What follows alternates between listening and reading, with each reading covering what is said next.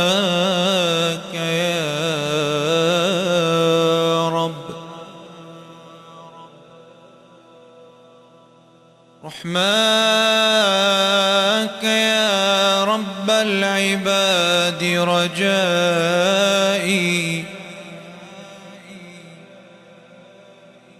ورضاك قصدي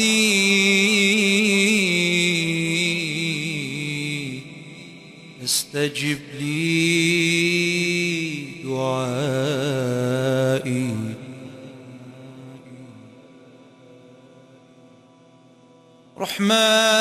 رحماك يا رب العباد رجائي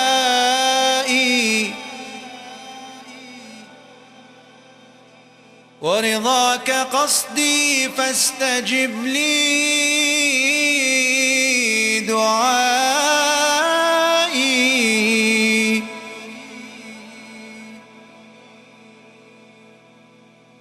وحماك أبغي يا إلهي راجيا منك الرضا فجد بولائي.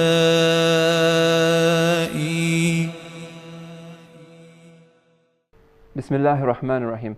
Respected viewers, Assalamu alaikum wa rahmatullah. Welcome to this show. In this show, inshallah, we aim to answer those questions, those pertinent questions that youth have, that all of us have, that we find difficult to answer. Books don't have satisfying answer for these questions coming from the West.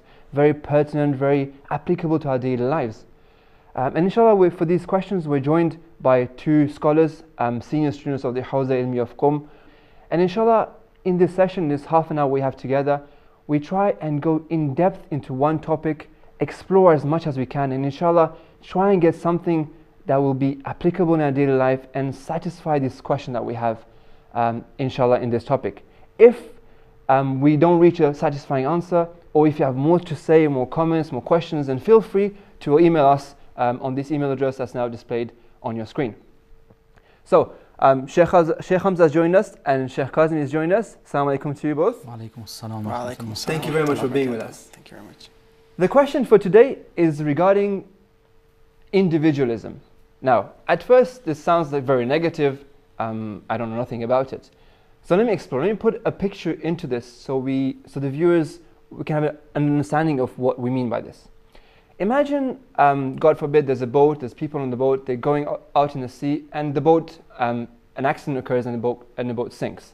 Now everybody is out of the boat, in the water, in the big ocean, in the middle of nowhere, and they're grabbing everything they can. They're grabbing this piece of wood and this piece of wood to save themselves. Now, if somebody tells them, you know what, why don't you go save the other person who's drowning, and that person is drowning too, save him and save this person. You'll be like, no, I have to save myself first before I go and save others. That's a logical thing. Now come back to this world. I live in the West on a bright summer day. I'm walking in the streets. There's things that I'm not supposed to see everywhere, left, right, center. There's perfumes everywhere that I'm supposed to smell. There's music going on in every shop I enter. There's Burger King and doubtful burgers everywhere I go. All these temptations I'm facing through. Now I'm trying my best to be a good Muslim. I'm trying my best to fight my temptations. Really, I don't have time for others. I really don't care about others say. I don't care about what this person say, what this person's saying, what this Molana is talking about, how many people are dying in Pakistan and how many people are doing this and that. I only care about myself. If this Christian decided to do something against Islam, if that person publishes something against the Prophet, right now it's about me and myself. I need to focus on my temptations. I need to sort myself out. What do you have to say about that? Bismillah ar-Rahman ar-Rahim. There's a couple of things very briefly if I want to run through, because the topic of individualism and this serious illness and disease that is so widespread in our Western culture that many of us don't realize how it has affected us. We think that, oh, we're not affected by it. Everybody else is, the Westerners are, the non-Muslims are. Everybody else is, but we're not. No, most of those of us living out there, okay, most of us, consider the fact that I'm including myself, most of us are involved with it to some degree, okay. And I hope and I pray to God that we are able to overcome this problem, because it's a serious problem. Very briefly, a couple of things that come to mind regarding your question of, why should I be dealing with others or even considering that an important thing? I'm struggling myself. Well, one thing is, a simpler answer is, God has made you responsible. If you're worried about yourself, that is part of your responsibility. It's not something that you're not responsible for. If we are responsible for prayer, if we are responsible for fasting, if we are responsible for avoiding the sins, if we're responsible to avoid music, if we're responsible to go to Hajj, we're also responsible to do Amr al-Ma'ruf wa Nahy al-Munkar. Sure. We are responsible. قُوا أَنفُسَكُمْ وَأَهْلِيكُمْ نَارًا. You are responsible for your family members. And if you take care of everything that only deals with you and you have nothing to do with anybody else, the Holy Prophet says, مَنْ أَصْبَحَ وَلَمْ يَهْتَمَّ بِأُمُورِ الْمُسْلِمِينَ فَلَيْسَ بِمُسْلِمٍ. Such a person isn't a Muslim. So if you're worried about your own Islam, you have to, as part of that, be involved with other people. Okay, so they're inseparable. But at the expense of losing myself? That's the second part of the explanation that I'm trying to give. It's a wrong perception of reality that we think we can, without caring about others, be able to save ourselves. This is wrong. Okay, it's an illusion. Okay. Shaitan tries to make us think that way and convinces us that, yeah, if I do my prayers, if I'm worried about this, I don't want to be worried about this protest or that protest, or how many people got killed here or there, or which one of my friends or family members is doing what. Okay? If I think in that way I'm going to preserve my own faith, we're absolutely wrong. That's not going to happen. When I care for others, two ways for me to put it. One is connecting it with the first point that I said.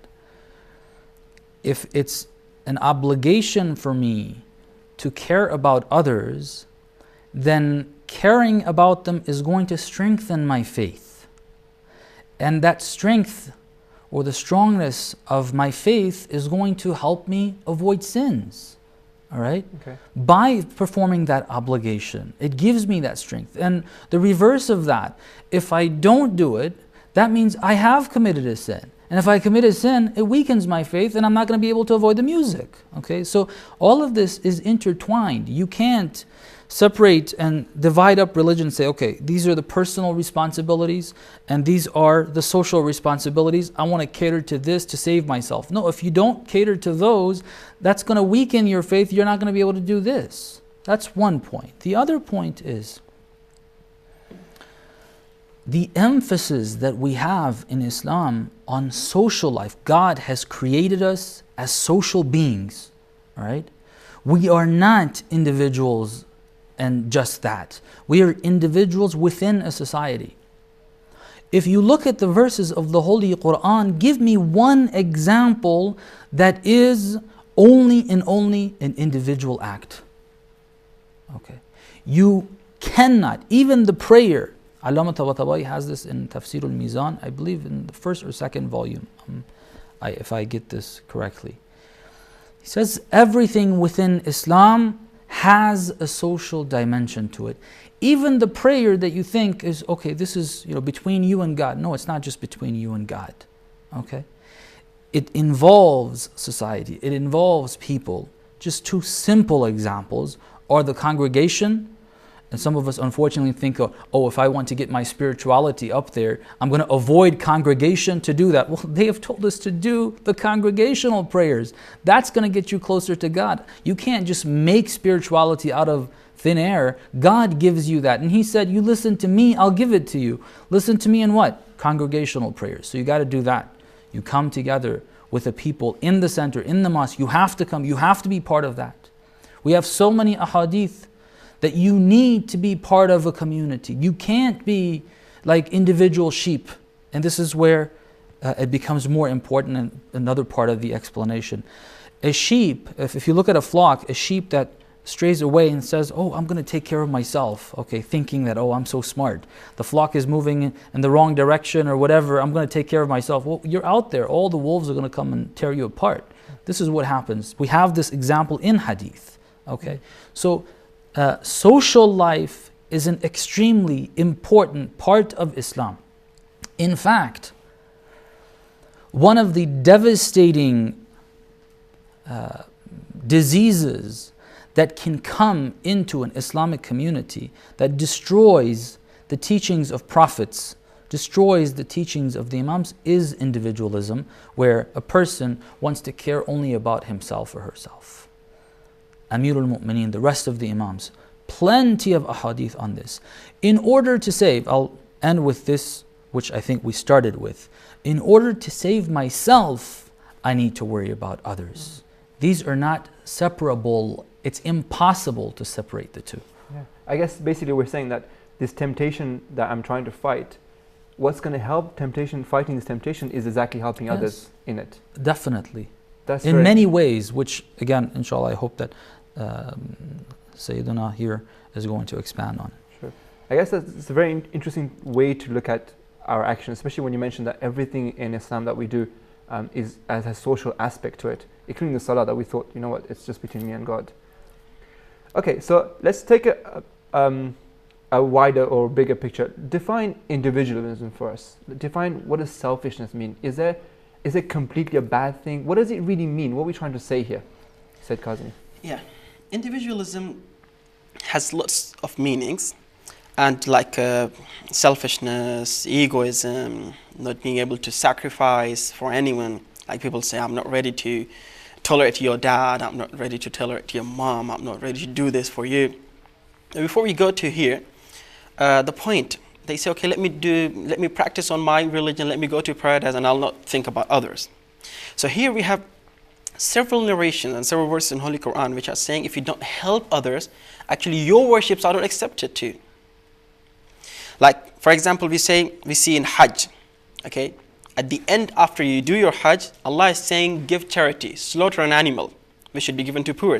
And if you don't slaughter an animal, your whole Hajj is not accepted. Very interesting. Slaughtering animals means to give charity, to help others, Exactly. thinking about others. You're fasting for 30 days, 29 days, 30 days. If you don't give zakat, if you don't give fitrah, again, if you don't give charity, your fastings are not accepted. Interesting. So people think, okay, I'll just think about myself. Aqimu salat wa atu zakat. Perform prayers and give charity. Means in all the worships, if someone is thinking that, okay, I'll just think about myself, I'll just think about my worships, and I don't have to think about others. So actually, if you are not thinking about others, if you are selfish, if you only think about yourself, so your worships are even not accepted. Now, individualism has many meanings. We cannot talk about it completely, because if we talk about the whole meaning of individualism, then we have to talk about socialism, we have to talk about collectivism. At the moment, the point we want to talk about is selfishness. Selfishness is one of the meanings of individualism. There's some other meaning, inshallah, at the end, if we had time, we'll talk about that too. If individualism means selfishness, is very dangerous. And it could harm me, myself, and others too. How?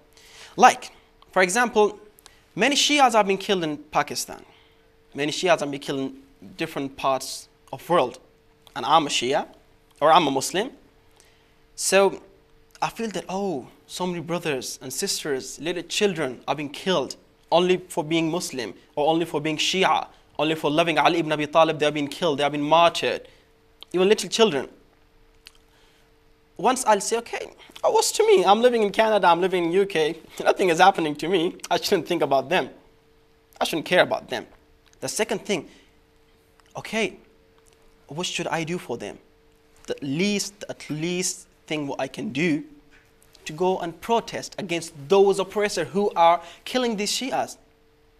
And if, for example, I say, oh, I don't have to go, I don't have to protest, Because I'm living in Canada, I'm living in UK, and those oppressors who are killing Shias in Pakistan, they'll not come to UK, they'll not come to Canada, and I'm saved. It has an effect. But actually, if I'll just give an example, it could kill him too. A lovely example, like Muslims, Christians, and Jews.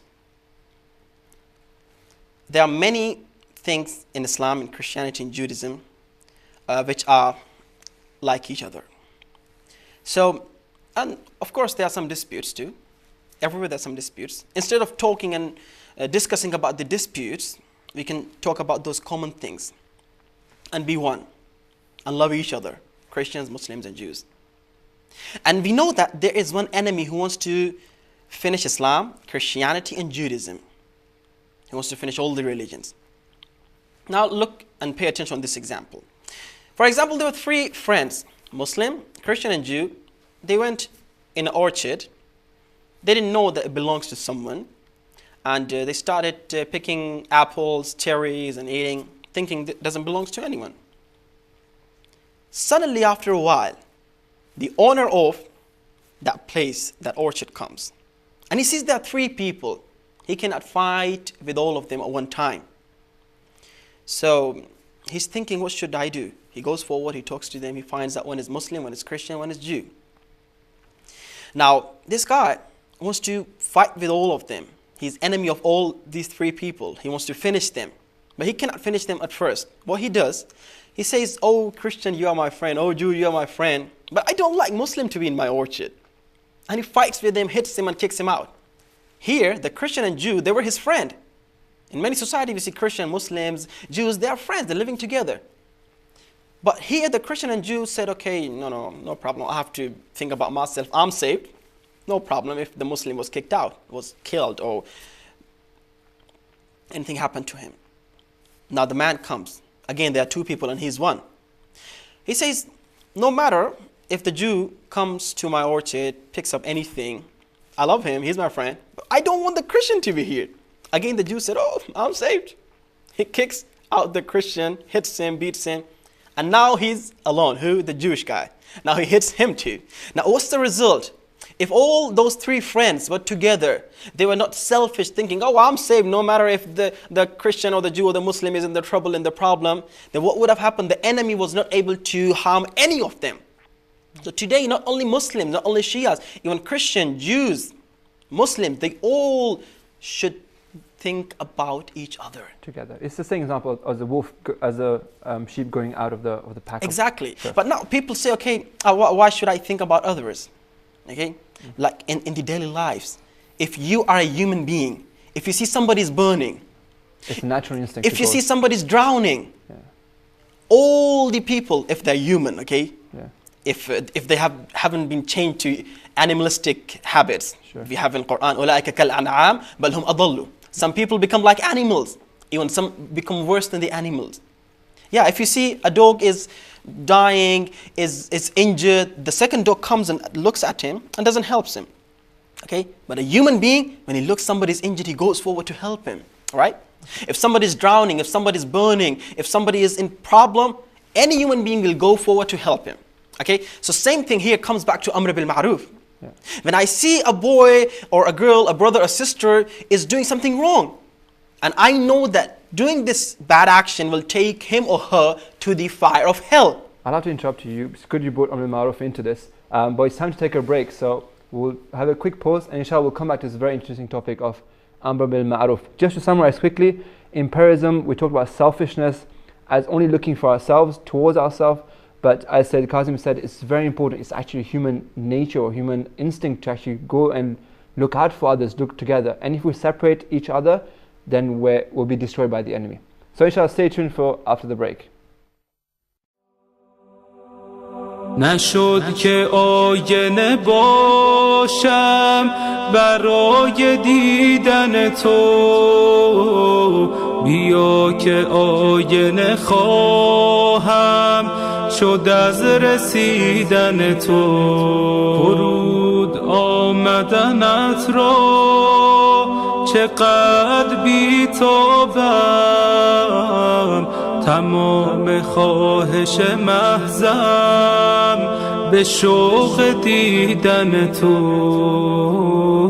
حرام باد به چشمان ابری من خواب مباد خفته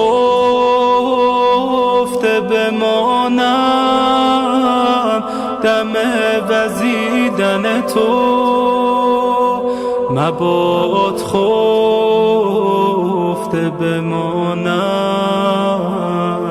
دم وزیدن تو بیا که ناشدنی شد به تو رسیدن من چه ساده می شود اما به من رسیدن تو به من رسیدن تو بیا که ناشدنی شد به تو رسیدن من چه ساده می شود اما به من رسیدن تو به من رسیدن تو. Bismillah ar-Rahman ar-Rahim. Welcome back to the show. We were discussing regarding individualism and selfishness, and we discussed and we got the answers, very interesting, very pertinent, that really, if I can summarize in one word, is that it has an impact. It has an impact on my own life. If I don't care for others, it's actually not caring for myself. If I care for others, it's actually caring for myself. So we ended with the topic of Amr bil Ma'ruf wa Nahy anil Munkar. So if I can define it very quickly, it really means when you see some bad happening, you preach so that bad doesn't happen, so you tell the person not to do the bad thing. And if someone is not doing a good thing, then you tell them to do a good thing. So here's a question. Well, actually two questions. Firstly, can I, as a normal person living in the West, a youth, fighting my own battles, am I ready to do Amr bil Ma'ruf? That's the first question. Just to give an idea or a picture to it, imagine a doctor. A doctor has to go to 5 years, BM5 in the UK, BM6, sometimes 6 years of university studies, struggle for 6 years, and then only he can preach. And then only he can preach in the sense that cure people. Now, Syed says I should do Amr bil Ma'ruf, or Islam says I should do Amr bil Ma'ruf and Nahy anil Munkar, but I'm not ready. I'm like this doctor in his first semester, in his second semester. I can't cure people. Do you really expect me to do this? Bismillah ar-Rahman ar-Rahim. I'll start with the example, and I think if we clear that up, then maybe we can have an answer for the first question as well. If we take the example of a doctor, you have doctors in all societies. Okay, people go train, they become professionals. But does that mean that, for example, if I have a cold, no one can tell me, hey, you need to go to the doctor? No one can tell me, hey, I think you should be covering yourself a bit more. It's cold, and if you're ready for it, you need to do that. We don't need to be doctors to tell people what we already know and things that are clear, okay? If we see somebody's committing an obvious sin, we don't need to have gone through training to be able to tell the person, okay, whether or not they should do it, they should avoid it or not. No, we know it, and it's our responsibility to tell them. What we don't know, then obviously, yes, we should go and find out, and before finding out, we can't go and tell people, because we could actually be pushing them to do something that is wrong. Or, God forbid, something that happens, unfortunately, plenty of times. And please, let me take this time. Please, our communities, our youth, our elders need to learn more about Islam. Why? Because sometimes we stress and we insist on certain things. We push youth or just each other on issues that are not really that important. They're not wajib or haram, but we're so adamant to have this happen. We're ready to destroy the center because this thing didn't happen in the center. It wasn't even wajib. It wasn't even a sin. Okay? We have these illusions. Sometimes, of course, it's culture mixing in, but it's not always that. Sometimes it's a misunderstanding of what Islam says. So without that training, yes, we may be pushing people towards something that is actually not necessary. And it's not good to do that. We're supposed to be helping people avoid sins. But if something is not haram, we shouldn't be pushing people. It's important for us to try to share the knowledge we have, try to help people avoid the sins that we already know. And the example of a doctor is that a doctor is a professional and they do more than just the average. And that's why, again, in religion, that's a very good example. The responsibility of a scholar who's gone through the full training, is a lot more than someone that's just an average person. The average person is like the average person in medicine. You tell people, cover up. I don't think you should be having all that fried food if you have a sore throat, and things of that nature. And a doctor can be a little more serious about what you need to take, what pill you need to take, how long you need to take it for, and so on and so forth. And a scholar within Islam is more responsible. The average person is responsible for what they have. Even we have hadith, because this kind of moved towards knowledge a bit based on that example. But even in practice, if I am even doing something that is wrong, the Maraja have been asked about this. If I am committing the sin that this person is committing currently, I still have the responsibility of telling them, don't do this. But don't we have a verse in the Quran that says that don't say to others what you don't do yourself? No, that there's a different interpretation to that. That's not what the verse means. The verse, I think you're referring to the verse that says, لِمَ تَقُولُونَ مَا لَا تَفْعَلُونَ.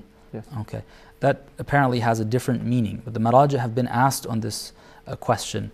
If we are committing the sin ourselves, are we responsible? Some other occasion, I unfortunately am involved with the sin myself. But now I'm seeing somebody doing it before me. Do I just say, oh, I do it myself too, so I'm not going to say anything about it? Or am I supposed to tell the person, hey, it's bad for you, you shouldn't be doing that?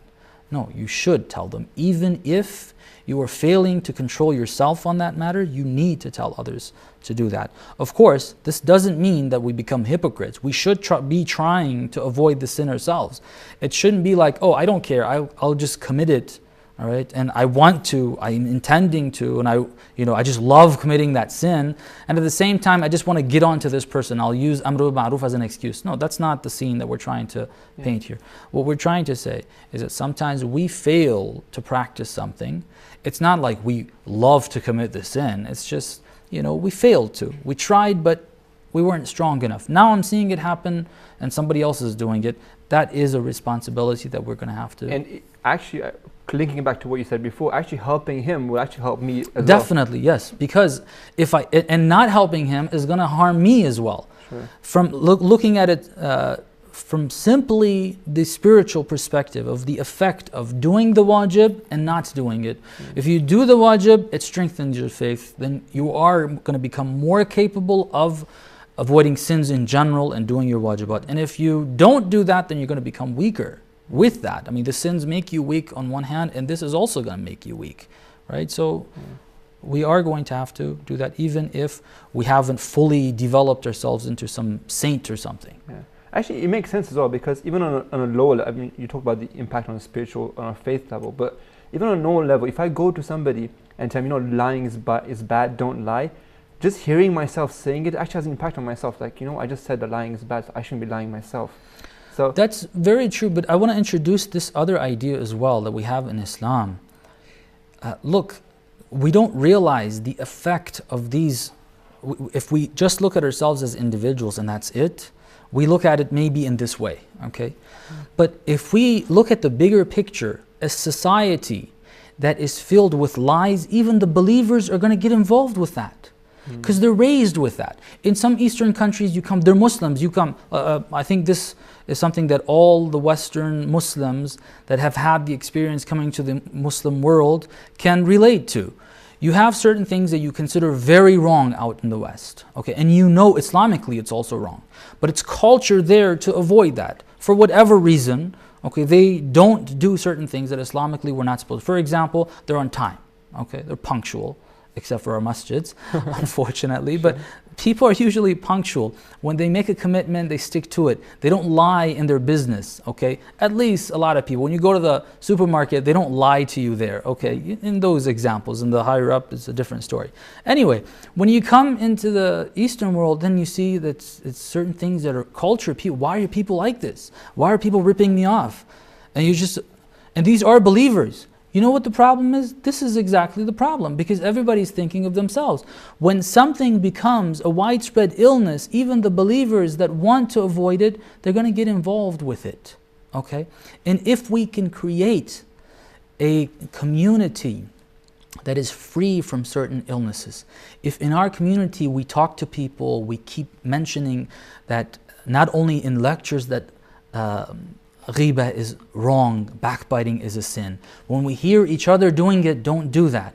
And this center just becomes free of ghibah. No one wants to talk about it. Why? Because they know if you say anything here, people are going to get on to you. Okay, then people are going to be more cautious. Those that would have tried their best to avoid it are avoiding it. Those who may have not been so interested and motivated to avoid it, now they feel like they have to. So it becomes an environment clear of sin. It's like viruses. If you have the virus come in to a society, then it starts to spread like wildfire, okay? And you can't control it then. So it's important, it's very important that we look at it from that perspective. And don't think, oh, I can't change all society, so leave the whole thing. No. Each individual plays their role, and that's how society forms in the right way, okay? Well, there's other examples as well, but I think I spoke too much. We'll come back to it. No, just no, we benefited a lot from this. Inshallah, we'll come back to this. I just want to move a little bit, because we said, okay, selfishness is not a good thing. We need to be part of a society, we need to care for the society, we need to work together and build ourselves, basically. Sometimes we fail in our own, we commit sins, we fail in our fighting our desires and temptations, but that's not an excuse to not preach goodness, not ask others to avoid evil, basically. Because it has, as a society plays, it's linked together, basically, right? The whole society and everything affects each other, and we need to be conscious of others, not just for ourselves. However, if I can just put a twist to it, sometimes selfishness is still good. Just an example, if I go to university and, okay, I'm a Shia, sometimes it's difficult to pray or to even show that I'm a Shia, but let's say it's okay. Sometimes I feel like it's better if I just focus on what I'm supposed to do, like in my studies, in my practicing my religion, because university is a very difficult period of time for any youth in the West. They all know university is hard.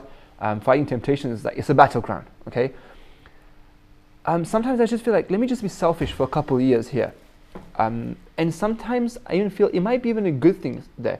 Okay, not complete selfishness, but sometimes, let's say on a day-to-day basis, I go to the prayer room, I pray. I don't really care what they're saying about Shiism, what these Wahhabis are talking about against Shiism. I'm going to focus on my own studies. I'm going to focus on my own level here. Not care about what others, to some extent, with the goal that it will really help me to keep safe. Why? Because if I really do care about others, then I'll get lost in trying to do this, joining this society, helping debate with this guy, debate with that guy, put this thing straight and that thing straight, and I'll get lost. I'll be everywhere. So can we say there's a balance where, yes, care for the society a lot, but sometimes selfishness has a place and it's a good in it? Is that correct? Okay, here we have to go back to individualism. The different meanings, as I said in the beginning, selfishness, egoism. One of the meanings of individualism is that thinking about your goals. Okay, I have a goal to be pious, religious, and like a girl, she has a goal to do hijab. A boy, like he has a goal to pray at his own time, even in university, no matter even if he's in a Western country, non-Muslim country, no matter if people are looking at him. He has a goal to practice on his religion. Individualism, in this meaning, is good.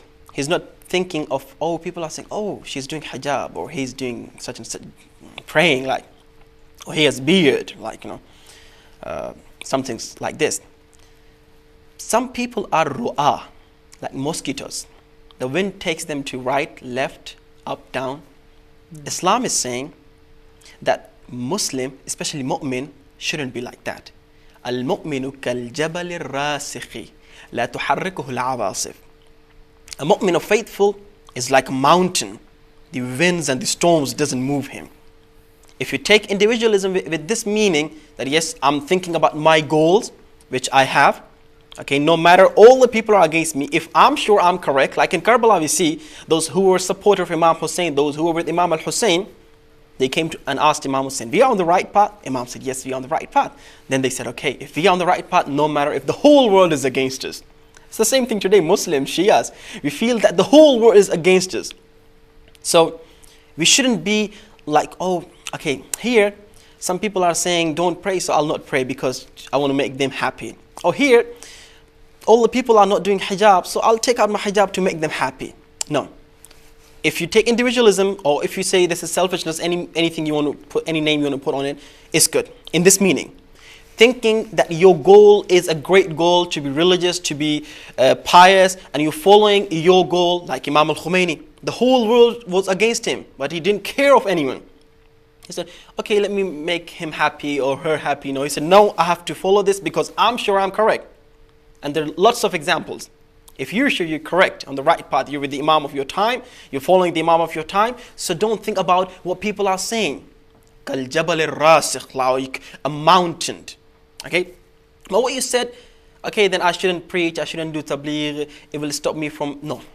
As Molana also said, when you are not a scholar, like when you are not a doctor, you can ask him to use this and that pill. Same thing, when you are not a Molana, you are not a Mujtahid, you're not allowed to give fatwas. Like unfortunately, we see in our societies, they say everything about religion like they are Mujtahid. No, you shouldn't do like that. But you know that praying on its time, yeah? Like doing hijab, the normal things, okay? Like Molana said, cover yourself is called, okay? But there's a point. In Amr bil Ma'ruf, we should be careful. When you're doing Amr bil Ma'ruf, thinking about others and the importance of Amr bil Ma'ruf. Imam Ali ibn Abi Talib is saying the whole worships are like one glass of water. And Amr bil Ma'ruf means thinking about others, not being selfish. Saving people from fire of hell is so important in the eyes of Ali ibn Abi Talib that Imam Ali ibn Abi Talib is saying that Amr bil Ma'ruf is like the water of ocean. All other worships are like a glass of water, but Amr bil Ma'ruf is like the water of ocean. But we should be careful. When I'm doing Amr bil Ma'ruf, there's a lovely example. We shouldn't do like that monkey. There were two friends, a man and a monkey. They used to love each other. So once the man was sleeping, a fly came on his nose. The monkey wanted to save him, like if we say Amr bil Ma'ruf. The monkey wanted to save his friend, but he didn't know how to do Amr bil Ma'ruf. He didn't know how to save his friend. He picked up a stone and he hit on his nose. He wanted to save him from the fly because the fly was disturbing his friend. So in Amr bil Ma'ruf, when we are going to do Amr bil Ma'ruf, we shouldn't be like this. If we are saying a sister is not doing hijab, we say, oh, you are anti-Imam Hussein. You are anti-Bibi Zainab. You're not doing hijab. Means Amr bil Ma'ruf shouldn't be like this. Amr bil Ma'ruf should be as Imam Hassan and Imam Hussein did when they were child.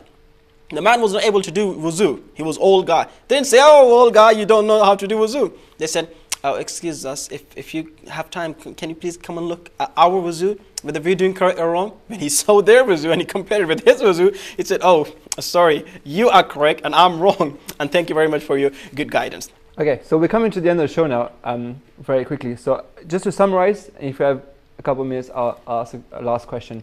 So we said the importance of not looking at ourselves only and looking at society because it has an impact in it. We said how actually looking and helping others actually has an impact on our own struggles and our own perfection, our own spirituality. And then we moved on to Amr al-Ma'ruf and Nahi al-Munkar. We said there are actually levels of al-Ma'ruf that we shouldn't go out and think that we've become scholars now and trying to preach or give fatwas basically. We should be very careful. But that doesn't mean that we can't tell somebody, you know what, this is what you're doing is wrong. I mean, try and do this, try not to do this. The simple haram and wajib things which are very important. And as Sheikh Hamza very beautiful said, I mean, we can all tell somebody who's got a cold, close the window, dress warmly and get into bed. That's a normal thing. We don't need to be doctors for that. So that's very interesting. So very quickly, individualism, we say no to it because we are part of a society and we have to help each other. And only when we help each other, we work together as a society for a better goal, looking for the perfection of humanness, of humanity. Working together, we will be saved and we will save and reach that goal together, basically. I guess we don't have more time for questions. If there is anything that you feel you want to ask, you want to comment, suggest, please feel free. The email address is displayed on your screen. Thank you for both of you, for your answers. I think we benefited a lot from it. I'm sure you did too. And inshallah, we hope to work together for a better society. Wassalamu alaikum wa rahmatullah. ناديت باسمك يا إلهي ناديت باسمك يا إلهي ضارعا إن لم تجرني فمن يجير بكائي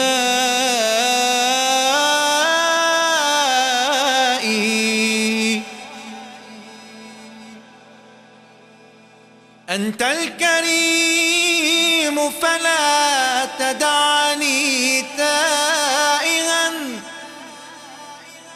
فلقد عنيت من العباد النائي ما لي سوى أعتاب جودك موئل فلئن طردت فمن سواك دوائي